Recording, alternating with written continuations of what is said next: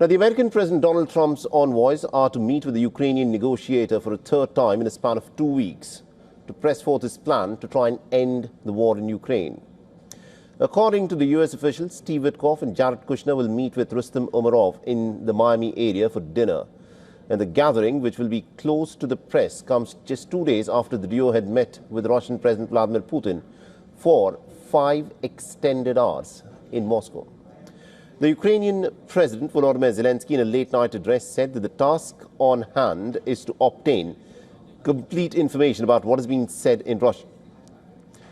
In a dig at his Russian counterpart, he said that it is to be known as to what are the reasons Vladimir Putin has found to prolong this war.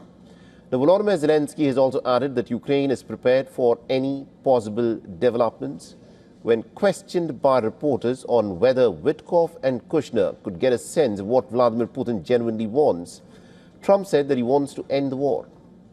But Putin has shown no public signs of budging from his position, as Russia has made some slow but steady progress seizing land in eastern Ukraine.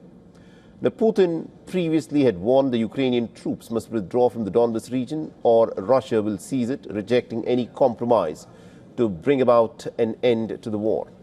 At present, Moscow controls about 85% of the Donbas region, and Trump had previously mused that Russia will inevitably win more land and that Ukraine would be better off settling now than to wait. But Ukraine's allies are against the idea. The British Prime Minister Keir Starmer said that Kyiv should be in the strongest possible position in the conflict, particularly during the negotiations for a ceasefire or lasting peace.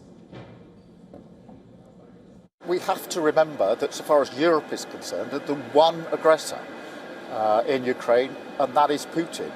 This war could end tomorrow if Russia withdrew and stopped their aggression.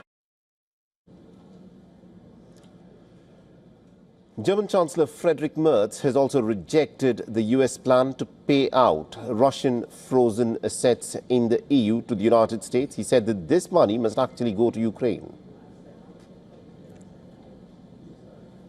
Das ist eine europäische Angelegenheit. This is a European matter, and I see no way of economically transferring the money that we then mobilize to the United States of America, and the American government knows this. It is also the negotiating position of the German government, the representatives who negotiate on our behalf in the various formats, and that is also the consensus at European level. There are no differences whatsoever on this. This money must flow to Ukraine and help Ukraine. Geld muss der Ukraine zufließen.